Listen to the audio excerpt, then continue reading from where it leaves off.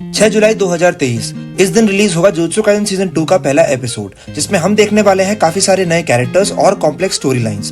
पर in story lines को समझने से पहले आपको जुजुत्सु काइसेन मूवी और जुजुत्सु काइसेन सीजन 1 में जो कुछ भी हुआ उसकी एक बेसिक अंडरस्टैंडिंग होना बहुत जरूरी है। क्योंकि आप पूरे दिन इंस्टा पे गंदी रील्स देखने में बिजी हैं, इसलिए आपके पास टाइम नहीं होगा कि आप जुजुत्सु काइसेन यूनिवर्स में अभी तक जो कुछ भी हुआ उसे दोबारा देखें, और आप बाकी यूट्यूबर की वीडियोस देख के स्पॉइल भी नहीं होना चाहते, तो आप करें क्या? टेंशन नहीं लेने का, आप उन्हें ना। आज मैं आपको बताऊंगा जो कुछ भी हुआ जुजुत्सु काइसेन यूनिवर्स में सीजन 2 से पहले, और दूंगा आपके कुछ जरूरी सवालों के जवाब, जैसे कि कर्सेस क्या होते हैं, सुकुना कौन है, और सबसे इंपॉर्टेंट सवाल, ये पांडा बोल कैसे सकता है। इमोशंस हमेशा से ही इंपॉर्टेंट रहे हैं। इमोशंस ही हैं जो हमें सब कुछ फील कराते हैं और हमें रोबोट से अलग बनाते हैं।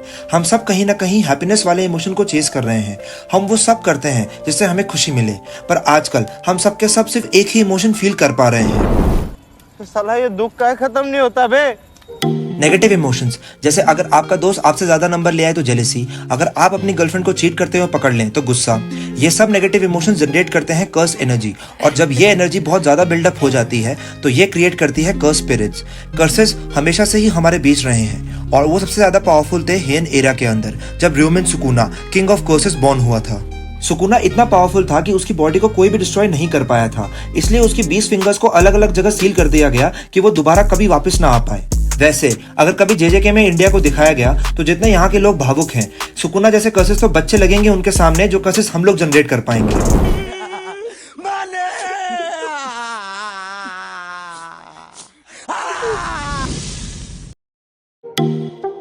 ह्यूमंस जिनके पास ट्रेमेंडस अमाउंट में होती है ये कर्स एनर्जी, वो देख सकते हैं इन कर्सेस को जो कि नॉर्मल ह्यूमन बींग्स नहीं देख सकते। फिर इन ह्यूमंस को ट्रेन किया जाता है कि वो अपनी कर्स एनर्जी को बेटर कंट्रोल करना सीख सके, ताकि वो एलिमिनेट कर सके कर्सेस को और प्रोटेक्ट कर सके ह्यूमैनिटी को। जैसे जैसे कर्सेस स्ट्रांग होते गए हैं वैसे वैसे जुजुत्सु सॉर्सरर्स भी पावरफुल होते गए हैं, और फिर हम देखते हैं कि 2006 में निकल के आते हैं इस जनरेशन के दो स्ट्रॉन्गेस्ट सॉर्सरर्स, जो कि सेकेंड ईयर स्टूडेंट्स होते हैं टोक्यो जुजुत्सु हाई स्कूल के, गोजो सातोरू और गेतो सुगुरु। फिर हम देखते हैं उनके बीच में कुछ ऐसा होता है, गेतो डार्क साइड ज्वाइन कर लेता है, और फिर गोजो को समझ में आता है कि वो भले ही कितना ही पावरफुल हो, पर वो अकेला जुजुत्सु सोसाइटी को नहीं बदल सकता। इसलिए फिर वो बन जाता है एक टीचर, जिसका सपना रहता है कि वो ऐसे स्टूडेंट्स को ट्रेन करे कि जो जुजुत्सु सोसाइटी को एक नई दिशा की ओर ले जाए। और फिर यहाँ एंट्री होती है गोजो सेंसे के पहले स्पेशल स्टूडेंट की। अब साल है 2016, जब गोजो पढ़ा रहा है टोक्यो जुजुत्सु हाई स्कूल में, और तब वो टकराता है युता ओकुत्सु से, जो कि बचपन में प्यार करता था रिका से और उससे शादी करना चाहता था।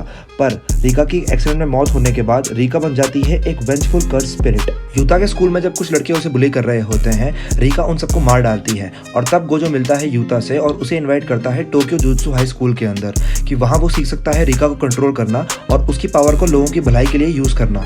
युता जाता है मिशन पे माकी के साथ, जहां हमें पता चलता है कि सॉर्सरर्स को डिफरेंट ग्रेड्स में बांटा जाता है कि वो उसके हिसाब से मिशंस को ले पाए। और फिर हम देखते हैं कि युता है एक स्पेशल ग्रेड, जो कि सिर्फ 4 है अभी जुजुत्सु सोसाइटी में। इसी मिशन पे युता पहली बार मैनिफेस्ट करता है रिका की पावर और बचा लेता है मासूम बच्चों को। इस पावर को देख के गेतो सुगुरु बना लेता है युता को अपना मिशन, क्योंकि उसे चाहिए होती है रिका की पावर। गेतो 4 में से एक स्पेशल ग्रेड सॉर्सरर है जो कि एग्जिस्ट करते हैं अभी जुजुत्सु सोसाइटी के अंदर, और वो यूज करता है कर्स मैनिपुलेशन, मतलब वो कर्सेस को कंज्यूम कर सकता है उन्हें हराने के बाद, और फिर उन्हें वो यूज कर सकता है बैटल के अंदर। और वो चाहता है रिका को अपना कलेक्शन का पार्ट बनाना कर्सेस का, क्योंकि उसे चाहिए रिका की पावर अपना मिशन कंप्लीट करने के लिए, और उसका मिशन है जो भी नॉन सॉर्सरर्स हैं उन सबको मारना। गेतो डिक्लेयर कर देता है वॉर और निकालता है नाइट परेड ऑफ 100 डीमंस, जिसके अंदर बहुत सारे कर्सेस अटैक कर देते हैं टोक्यो और क्योतो पे, और उनसे लड़ने के लिए वहां पहुंच जाते हैं बहुत सारे जुजुत्सु सॉर्सरर्स। इसी का फायदा उठा के गेतो अटैक कर देता है टोक्यो जुजुत्सु हाई स्कूल पे, जहां पे युता अकेला होता है, और युता और गेतो की लड़ाई में हम देखते हैं कि युता काफी पावरफुल हो चुका है। फिर हम देखते हैं कि गेतो और युता के लास्ट अटैक में गेतो यूज करता है अपनी कर्स टेक्निक उजुमाकी, जिसके अंदर वो अपना एक स्पेशल ग्रेड कर्स निकालता है और अपने बाकी सारे 4000 कर्सेस को एक कर्स के अंदर कंबाइन करता है, और फिर इन दोनों का कंबाइन अटैक करता है वो युता पे। बदले में हम देखते हैं कि युता प्रॉमिस करता है रिका के साथ हमेशा रहने को, और फिर वो यूज करता है रिका का मैक्सिमम आउटपुट। इस अटैक के अंदर हम देखते हैं कि गेतो की मौत हो जाती है। इसके बाद हम देखते हैं कि युता कामयाब हो जाता है रिका का कर्स अपलिफ्ट करने के अंदर, और फिर वो चला जाता है अमेरिका आगे ट्रेन करने के लिए। Megumi Fushiguro Tokyo jutsu high school का फर्स्ट ईयर स्टूडेंट जो कि मिशन पे होता है एक कर्स्ड ऑब्जेक्ट को लोकेट करने के, वहां वो टकराता है इतादोरी यूजी से, जो कि मेन कैरेक्टर है हमारे जुत्सु काइसेन स्टोरी का, और उसे वो बताता है कि उस कर्स्ड ऑब्जेक्ट की सील ही रोक रही है बाकी कर्सेस को उसकी तरफ अट्रैक्ट होने से। ये सुनते ही इतादोरी और मेगुमी दोनों भागते हैं स्कूल की तरफ, पर वो स्कूल पहुंचे उससे पहले ही इतादोरी के सीनियर्स उस कर्स्ड ऑब्जेक्ट की सील को निकाल देते हैं और हमें समझ में आता है कि वो कर्स्ड ऑब्जेक्ट कोई और नहीं पर सुकुना की फिंगर है, जिसकी वजह से बहुत सारे कर्सेस उनकी तरफ अट्रैक्ट हो जाते हैं। जरूरी सूचना, ये जो कर्स इस लड़की के साथ कर रहा है आप मत कीजिएगा। लड़कियों के साथ जबरदस्ती करना अच्छी बात नहीं है, ध्यान रखिएगा। ये मजबूर है पर आप नहीं। इतादोरी और मेगुमी लड़ते हैं फिर उस कर्स से, और हम देखते हैं कि इतादोरी के अंदर सुपर ह्यूमन स्ट्रेंथ है, क्योंकि वो बिना किसी कर्स एनर्जी को यूज किए उस कर्स के आगे एक बहुत बढ़िया फाइट पुटअप कर रहा होता है। पर आखिर में हम देखते हैं कि इतादोरी और मेगुमी दोनों ही नाकामयाब रहते हैं उस कर्स को एलिमिनेट करने में, और कोई रास्ता ना दिखने पर इतादोरी खा लेता है सुकुना की फिंगर और बाहर निकाल देता है सुकुना को। सुकुना सारे कर्सेस को एलिमिनेट कर देता है, पर तभी वहां एंट्री हो जाती है गोजो सेंसे की। पर गोजो पे एक भी हिट ना लैंड कर पाने के बाद गोजो को एक चीज तो समझ में आ जाती है कि यूजी एकमात्र ऐसा वेसल है सुकुना का जो उसे उसकी मर्जी से बाहर ला सकता है। और ये सब देखने के बाद गोजो यूजी को 2 ऑप्शन देता है कि या तो वो अभी मर सकता है या फिर सुकुना के 20 फिंगर्स कंज्यूम करने के बाद।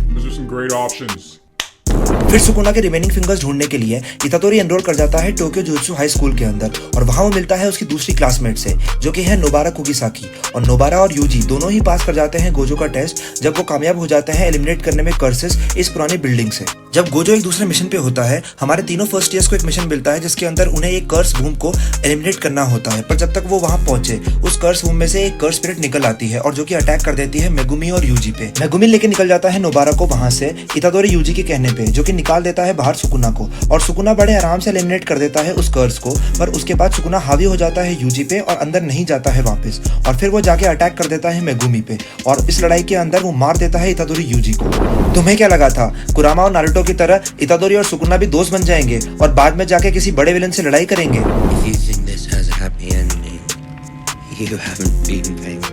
यूजी की मौत के बाद गेतो, नानामी और जोगो मिलते हैं उनका आगे का प्लान डिस्कस करने के लिए, और दूसरी ओर हम देखते हैं कि मेगुमी और नोबारा उदास होते हैं उनके दोस्त की मौत की वजह से। और वहीं इतादोरी एक बाइंडिंग वाव में आ जाता है सुकुना के साथ जो उसे याद भी नहीं रहती है, और वो जिंदा हो जाता है।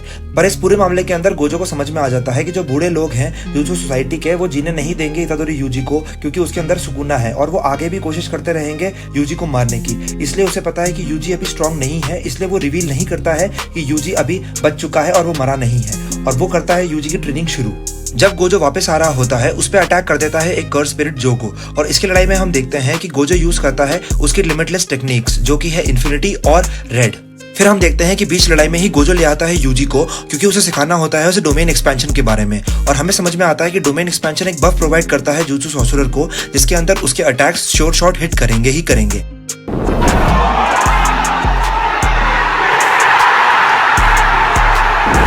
यूजी रिज्यूम करता है अपनी ट्रेनिंग नानामी के साथ एक सॉर्सरर जिसे अपनी जॉब ज्यादा प्यारी नहीं है, और वो सामने आते हैं केस के जिसमें होते हैं ट्रांसफिगर्ड ह्यूमंस, मतलब ह्यूमंस जो कि अब कर्सेस जैसे दिखने लग गए हैं, और ये काम होता है एक कर्स स्पिरिट माहितो का। यूजी और नानामी मारने ही वाले होते हैं माहितो को, पर वो वहां से बच के निकल जाता है।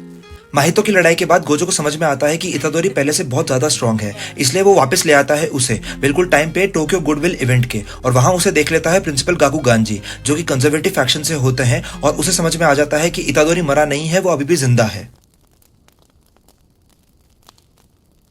फिर हम देखते हैं टोक्यो गुडविल इवेंट के अंदर इतादोरी यूजी और आई तोदो बॉन्ड करते हैं उनके सिमिलर टेस्ट इन वुमेन में, और दूसरी ही तरफ नोबारा कुगिसाकी और मेगुमी फुशिगोरो एक बहुत बढ़िया फाइट पुटअप करते हैं Kyoto jutsu high school students के सामने अपनी अपनी कर्स टेक्निक्स का यूज करके। अगर आपको इन दोनों की कर्स टेक्निक्स के बारे में इन डेप्थ जानना है तो उसका लिंक मैंने डिस्क्रिप्शन बॉक्स में दिया है। जब सारे स्टूडेंट्स एक दूसरे से लड़ रहे होते हैं वहां एंट्री हो जाती है कुछ नए पार्टिसिपेंट्स की जो कि है कर्स स्पिरिट्स, और जैसे ही टीचर्स स्टूडेंट्स को बचाने के लिए जाते हैं वहां पे एक वेल कास्ट हो जाती है जो कि गोजो सातोरू के अलावा सबको अंदर बाहर जाने देती है। यूजी और तोदो लड़ते हैं हनामी से, और यूजी बहुत ज्यादा स्ट्रांग हो जाता है और वो लैंड कर देता है हनामी पे एक ब्लैक फ्लैश। ब्लैक फ्लैश एक ऐसी स्टेट है जुत्सु सॉर्सरर्स की जिसमें वो सब कुछ भूल जाते हैं और उनका फोकस होता है सिर्फ अटैक पे, और हम देखते हैं कि यूजी एक नहीं बल्कि 5 ब्लैक फ्लैश लैंड कर देता है हनामी पे, जो कि वर्ल्ड रिकॉर्ड तोड़ देता है वो नानामी का, जो कि 4 ब्लैक फ्लैशेस होता है। जैसे ही हनामी अपनी डोमेन एक्सपेंशन यूज करने वाला होता है वहां आ जाता है गोजो, और गोजो यूज करता है अपनी होलो पर्पल हनामी के अगेंस्ट। अगर आपको गोजो की सारी टेक्निक्स के बारे में जानना है तो लिंक डिस्क्रिप्शन बॉक्स में दिया गया है। हनामी बिल्कुल अपनी जान बचा के निकलता है वहां से। फिर हमारे तीनों अनमोल रत्नों को एक अगला मिशन मिलता है जिसके अंदर बहुत सारी अजीब सी डेथ्स हो रही हैं, वो भी मेगुमी के पुराने स्कूल में। और वहाँ उन्हें पता चलता है कि मेगुमी की जो बड़ी बहन है उसकी कंडीशन और जो लोग मर रहे हैं आशिहाची ब्रिज के नीचे वो कनेक्टेड है। मेगुमी कामयाब हो जाता है उस ब्रिज के नीचे जो भी कर्स होता है उसे एलिमिनेट करने में, पर जैसे ही वो उसे एलिमिनेट कर देता है वहाँ पे एक नया कर्स आ जाता है जो कि मेगुमी को बहुत ज्यादा घायल कर देता है। और उसके बाद उसे याद आती है गोजो की बात कि भले ही तुम कितने भी ज्यादा साथियों के साथ हो पर जब तुम मरोगे तब तुम अकेले रहोगे। और इसको ही ख्याल में रखते हुए मेगुमी ओपन कर देता है उसकी डोमेन एक्सपेंशन कामेरा शैडो गार्डन और वो मार देता है उस कर्स को। दूसरी ही तरफ हम देखते हैं कि इतादोरी यूजी और नोबारा कुकिसाकी लड़ते हैं दो कर्स स्पिरिट्स के साथ जो कि भाई भी होते हैं और उन दोनों को ही मारने में कामयाब हो जाते हैं जब वो दोनों एक साथ ब्लैक फ्लैश मार देते हैं। हमारे तीनों ही अनमोल रत्न जीत जाते हैं उनकी लड़ाई और ऐसे कंक्लूड हो जाता है ये सीजन। और फिर हम देखते हैं कि गेतो बोलता है कि 31 अक्टूबर को शिबुया के अंदर वो सील करेगा गोजो सातोरू को। आपको लग रहा होगा कि अगर गेतो मर चुका है यूता के हाथों तो ये वाला गेतो कौन है, ये गेतो है भी या नहीं। अगर आपको चाहिए फुल जेजे की रिकैप जिसके अंदर सीजन 1 के बाद से लेटेस्ट मैंगा चैप्टर तक क्या क्या हुआ है तो आप मुझे कमेंट से बता सकते हैं, या फिर अगर आपको जुत्सु काइजन का कोई और वीडियो चाहिए तो आप मुझे वो कमेंट से बता सकते हैं। आपको ये वीडियो कैसी लगी मुझे प्लीज कमेंट्स में बताएं, वीडियो को लाइक करें और चैनल को सब्सक्राइब।